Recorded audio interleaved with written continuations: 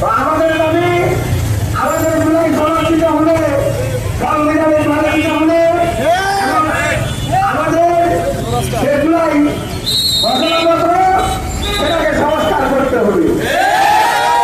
তা না হলে আমাদের দাবি আদায় না হওয়া পর্যন্ত আমাদের জুলাইকে চলা সারা বাংলাদেশে মাঝে থাকে লড়াই চলে যাবে। আমাদের দাবি